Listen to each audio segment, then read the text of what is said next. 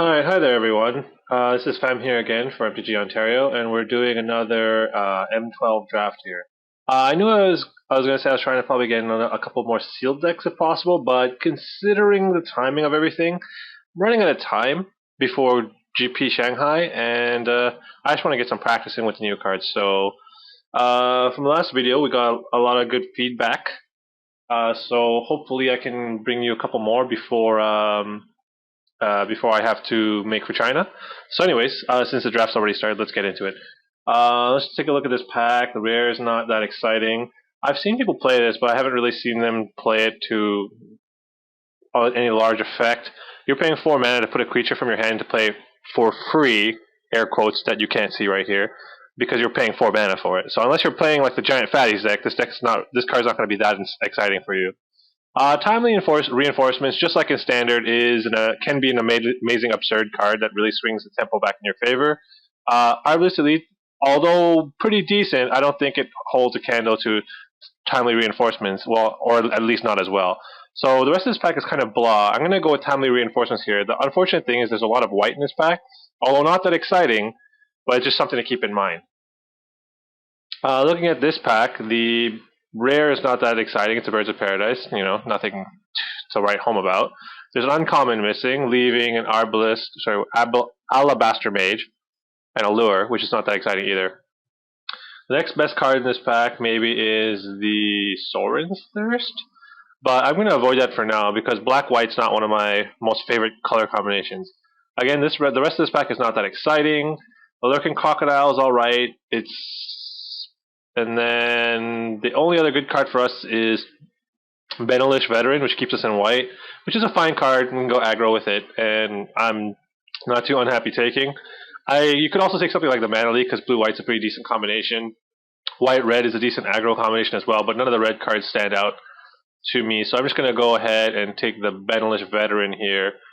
Like the Alabaster Mage is also a decent white card, but I'm not that impressed with it. All the mages are okay, but I'd rather take this guy because he feels like a 3/3 when he's attacking most of the time, and that's pretty decent to me. Although I could be wrong, I haven't really played with the Alabaster Mage all that much. So, looking at this pack again, we got the Phantasmal Dragon, and the Phantasmal guys are alright, but I think this guy is a little bit too much of an investment.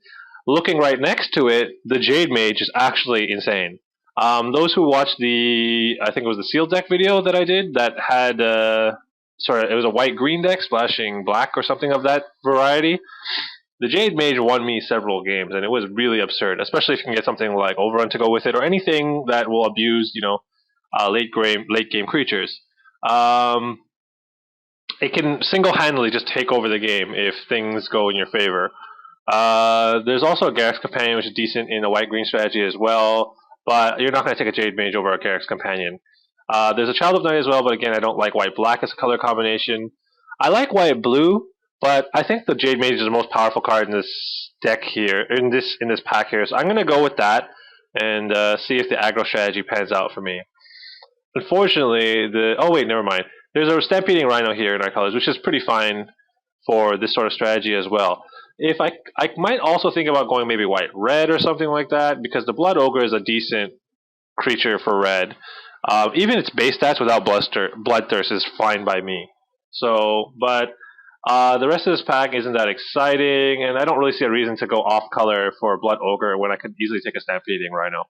So, that being said, we're clearly not in blue, and even if that's the case, none of these are really exciting. The next best card I could think about maybe is the Drifting Shade, but that's more of a mono-black strategy, and definitely not a color I want to combine with white, as I said many times before. So, Stampeding Rhino, moving on. Alright, so this pack, I'm happy to see the Acidic Slime here. It's one of the most powerful cards that green has, because it's almost like a catch-all. The only thing it can't kill is a creature, obviously, or a planeswalker rather. But I mean, it's definitely the card here. The only other cards I could consider is a Griffin Rider, and if I had taken maybe that first pick, Griffin Sentinel, I could put together the Griffin deck. But as it stands, it looks like the Acidic Slime is a little bit more appealing to me. The Rune Claw Bear is just a generic bear, so we might even get lucky and wheel it, but I'm not going to hold my breath. If we went red, we could have a Manic Vandal, which is fine. It's a tool card. But yeah, I mean, there's not much else to say. If we were in black, we'd take the Dusk Hunter bats here over the Mine Rot. But I'm going to take the Acidic Slime, and we're going to continue with the next pack. This pack, we got a pick between either a high drop with our Greater Basilisk here, and a low drop with our Elite Vanguard. I haven't really drafted super aggressive strategies, and I think I'm going to try this time. Although I normally really do like a card like Greater Basilisk, as it just feels really solid and is overall one of the best cards that you can get for green because it solves most of your problems. As it's a decent card, it fills the top of your curve, and it deals with a lot of your problems. So, but at this point, I'm going to try for a more aggressive strategy and see how that pans out. Again, this is just testing for Grand Prix Shanghai, so I want to really know how this format works out for me. So here's a place to test, right? So I'm going to try the Elite Vanguard and go with as an aggressive strategy as possible. That being said, the only cards for us in this pack are the Reclaim, the Plummet, the Fog, and the Mighty Leap. If we're going with the aggressive strategy, Mighty Leap's definitely the pick here. Plummet's a good sideboard card, but I'm not looking to pick up sideboard cards in pack 1 as of yet. So, yeah, looking for the pumps and the evasions, and hopefully we can pick up some flyers in the next couple of packs. Pack doesn't really have much for us. Frost Breath is a big kick in our pants, so I kind of don't want to see that. So is Deathmark, but I mean, we've been passing the black cards. I just want to keep passing them, and hopefully we're putting 2 people to our left in black, so they can keep fighting over the black that way. But yeah, I'm going to take the Frostbreath out of there. So now we have a pick between our sideboard cards. We either want to Naturalize, a Plummet, or a Fog. I think it's just between Naturalize or Plummet. Depending on how many flyers we get, we might not really need the Plummet, whereas Naturalize is a catch-all. But at the moment, we have an Acidic Slime, so actually I'll take the Plummet here, just in case we might not get the spiders or the flyers in green or white. Although, probably unlikely, but still good to have a way to deal with flyers just in case. I'm going to take the bear there as it came back.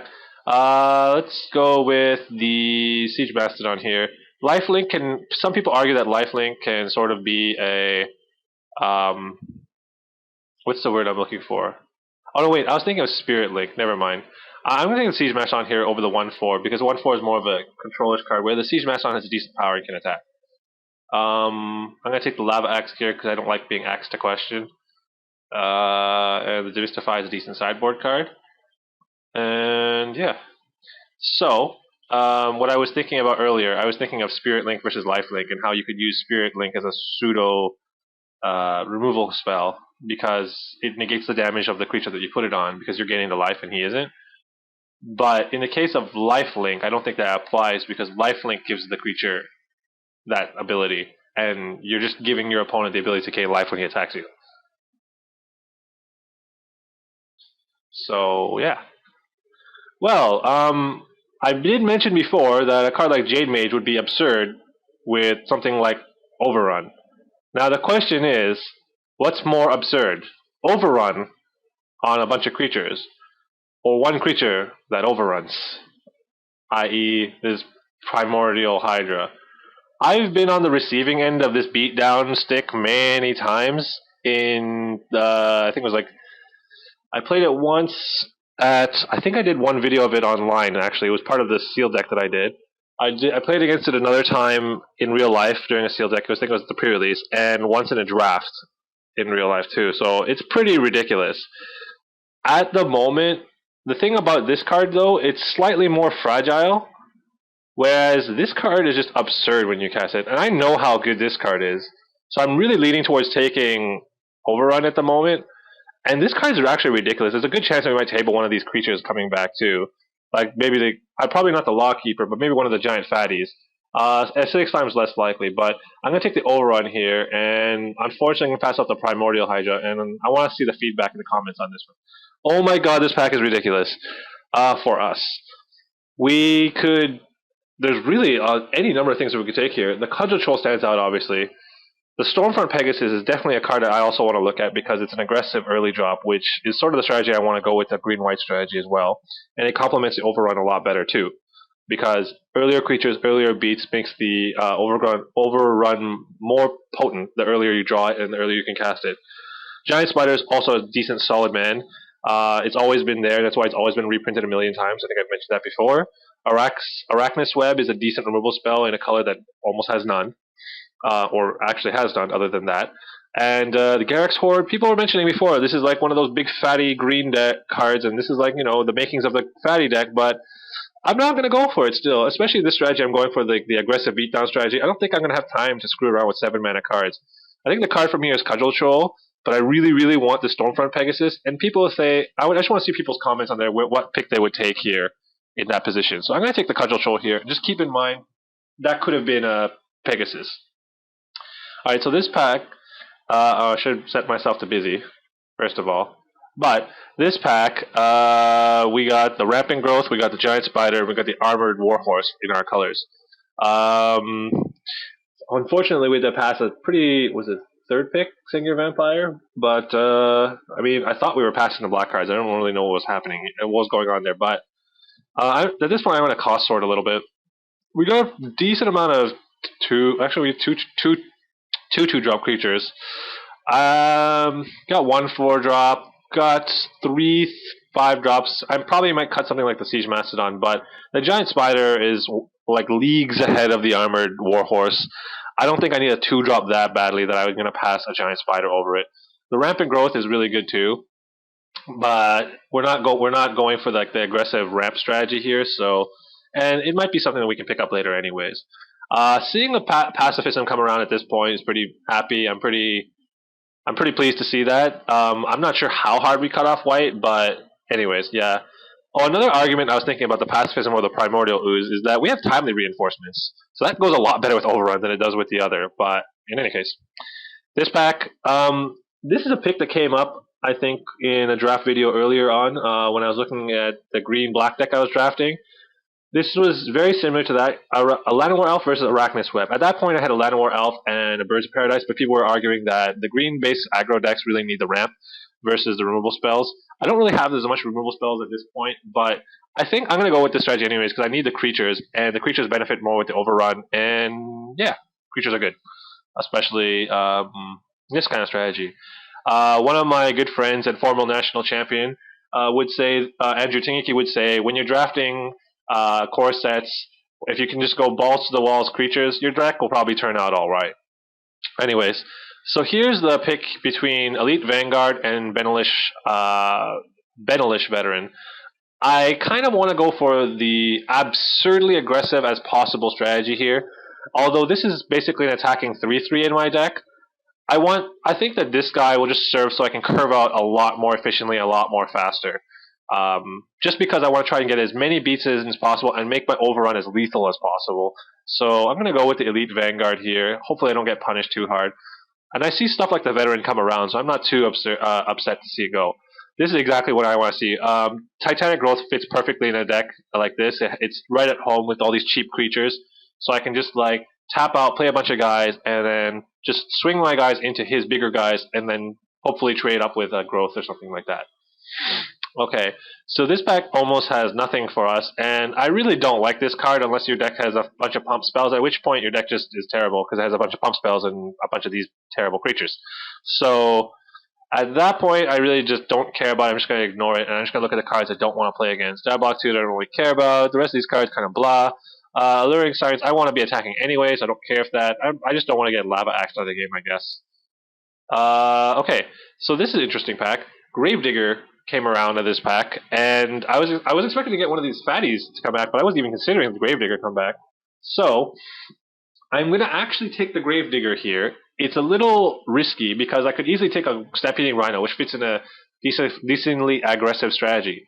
But the Gravedigger, if I can successfully splash it, hopefully I'll be able to get a Rampant Growth or something like that. It'll definitely help with our trade-ups. And oh my god, we got the Giant Spider and the Garrix Horde back.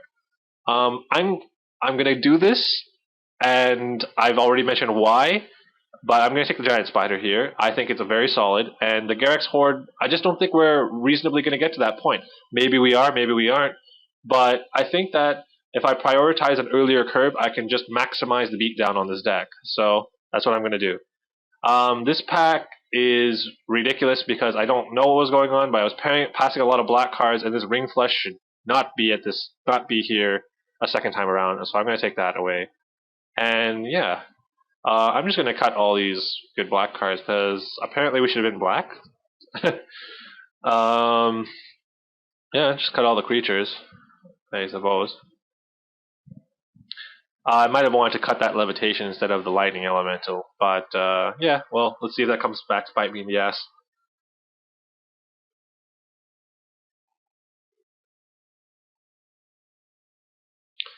Okay, that's a flame blast dragon. Um, well, that's a flame blast dragon, and we can't really do anything about that, so gotta ship it along. Unfortunately, we had no signal for red, and there's no point to switching to red at this point. So gotta cry about it a little bit, but move on. Look at the rest of this pack. Crumbling Colossus is a decent creature that deals a lot of damage, but I don't think we need like 5 drops at this point. Again, I want to prioritize a lower curve. Looking at my deck, I actually don't have that many 2 drops, so the Armored Warhorse is sort of standing out to me, but as well, like Trollhide is absurd, especially on a deck with a low curve like ours, where we can take full advantage of something. Even slapping on something like Elite Vanguard can be really good. Titanic Growth might even come back. So, and like I'm not going to hold my breath on the Armored Warhorse, but that would be nice. I think Trollhide is actually the best card in this pack for us. Sitting here with 13 creatures, hopefully we can fill out our curve. So I'm going to take that here. And there we go. Oh my gee. Of all the colors not to, so we have to pass a Flame Blast Dragon, now I have to pass a Frost Titan. Jeez. Oh my god. Well, let's hope our strategy of early curve to kill them before they can play their bombs works out. But the pick here is pacifism, and unfortunately we're passing a Llanowar Elves and a Menelish Veteran. But maybe we'll get one of those back. Maybe even the Runeclaw Bears. I'm fine with that too, because that fills out our 2-drop slot. Oh, there's also a Lurking Crocodile here. So there's a lot of possibilities to get something back, but I'm still going to whine a little bit about passing this Frost Titan. But pacifism and move on. Okay, so now we're in a position to really... Oh, geez, this pack's tough. I really want to take this Rampant Growth of the Manolith here to fix for our Gravedigger, but there's an Assault Griffin and there's a Stingslinger Spider. Stingslinger Spider is absurd. It is just it just completely outshines our Giant Spider, and it's a solid 5-drop. Although as nice and aggressive as the Assault Griffin is, I don't think I can pass utility. I really feel like torn between the strategy of really trying really trying to draft this aggressive strategy, whereas I can't. I just keep looking at these really useful utility creatures and I can't pass them up. Although they're not as aggressive as some of their counterparts, like the Assault Griffin in this case, or the Benelish Veteran, it's just their usefulness really outweighs this potential for aggressive beatdown. So I'm just going to take the Spider here, because I know that if I take the Assault Griffin, I'm going to be staring down the guy who took the Flame Blast Dragon and was wishing that this was the Stinger Flinger Spider. So, okay, so in this pack, there's not too much to go on. We have a pick between a Sideboard Plummet, a main deck Stave Off, or Mighty Leap even, actually. Stave Off is a decent anti-removal spell, but I think if we want to go with the aggressive strategy, the Mighty Leap is fine here. So we got 2 Mighty Leaps and Titanic Growths. I probably don't need anything else at this point. The Plummet or the Sentinel at this point, I think I just want to prioritize some creatures. I'm not sure how good this card is, but I mean, in a mono white deck, it'd be really good. But we don't have enough white creatures to go with here. So I think it's the creature that we want to prioritize. So we should be okay in terms of dealing with flyers, though. We can go with the main deck Stave Off or Naturalize. We already have a Naturalize, and we have... Did we? I can't remember. No, actually, we didn't take it. We took the Plummet, right? Let's just show all quickly, and let's see. I took the Plummet, I didn't take the Naturalize. So I can either take the Naturalize for the sideboard or Stave Off to deal with some other stuff. I'm still just going to rely on our acidic slime, and hopefully we can just get there. So I'm going to take the Stave Off for now, because we might play it. That's a late Arbalest Elite. Our 4-drop or 5-drop both look kind of full. I'm just going to hide, let's see. Lands, red cards, blue cards, and these.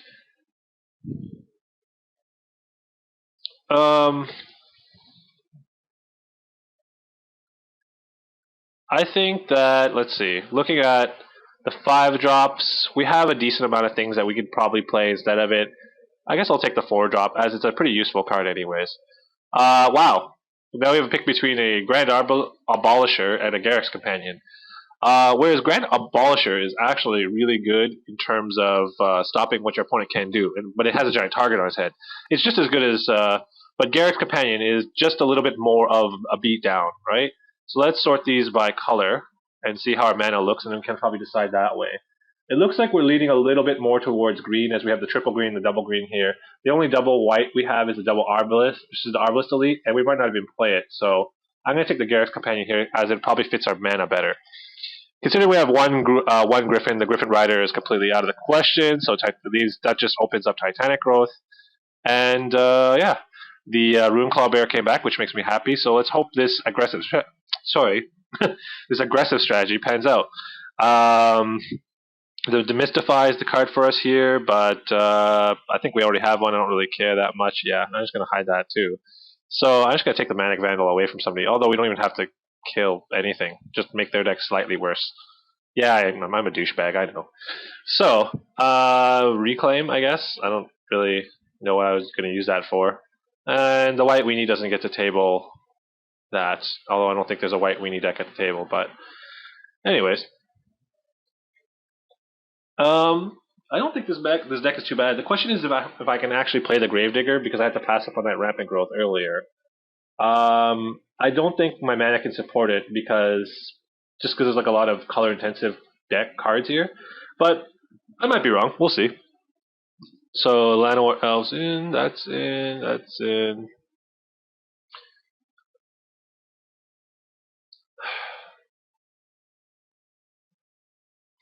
I really wish there was a Sacred Wolf in this deck. That would make the Troll Hides and the pump spells a lot better too.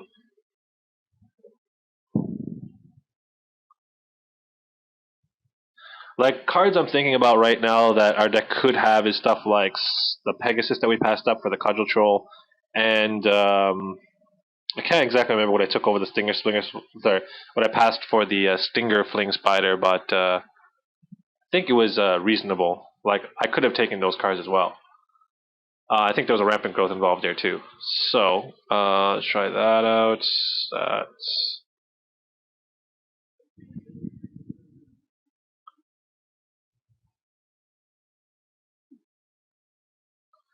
All right, at the moment, we got 27 cards, 17 creatures without the Gravedigger.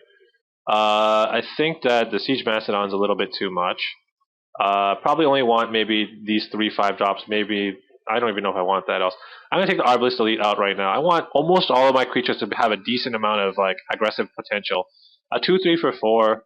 Like, I don't really know how often I'm gonna have this like relevant ability come up. All I want to be doing is like tapping my creatures sideways or turning my creatures sideways and putting them in the red zone with this kind of a deck, I think. So I've got 2 of each pump spell and 2 pacifisms. I might actually keep these all in, depends here. I actually not sure if I want the stave off or not. I might actually keep it in favor over one of the pump spells. I'm not exactly sure. Like, if my opponent is playing black, I'll probably substitute. Actually, you know what? I'm going to take it out for now. If my opponent is playing black, I'll probably bring in the stave off. Whereas if my opponent is playing red, his removal is mostly damage based, so my pump spells serve just as like almost the same purpose as stave off does. It just costs a little bit more, but it has more of an aggressive potential. I'm going to count Timely Reinforcements as a creature, although in this deck that might not always be the case. But if I find myself behind in the rare occasion, it can be, and it can be really amazing in that case. And like I said before, it pairs really well with Overrun. And you know, even if I have to just put myself off a creature for one turn, so they would play their second creature, and I play Timely Reinforcements, I'm perfectly fine with that if it makes for more damage in the long run. Right? It also depends on what creatures they're playing too. If they're playing a bunch of 2/1s, then it's a lot better. So we're at 24 creatures with a Llanowar Elf and a bunch of cheap removal spells. Our deck curves off at 5. We count our Llanowar Elves as a mana source. We could be basically just play 16 lands at this point. We have 3 1-drop. We basically have, let's see, 1, 2, 3, 4, 5, 6, 7, 8, 9, 10 creatures we could play in the first 3 turns. And we only have about 6 creatures that are 4 or more. I think I'm going to try and get away with 16 lands here. I might be a little bit overeager, but I think this is a reasonable plan for this deck. And looking at the colors, every single one of our white cards cost 1 white, and all of our double colors lie in the green here, so that's good, especially we have the Llanowar Elf to support our green, right? At the same time, looking at the potential maybe of splashing the Gravedigger, I don't really want to go for it, especially on the 16 land deck. So let's see what Moto tells us, and it says 11-5. That's a little low on my account. Let's try 10-6. Actually, I still don't feel comfortable. I'm gonna go with 9-7. It might be a little difficult to hit Overrun or maybe even Cudgel Troll on turn 4, but I think the Llanowar Elf will help out enough. Also, we need enough white to be able to hit Elite Vanguard on turn 1 sometimes as well. So I'm going to keep that in mind and submit this, and I'll see you guys back here for round 1.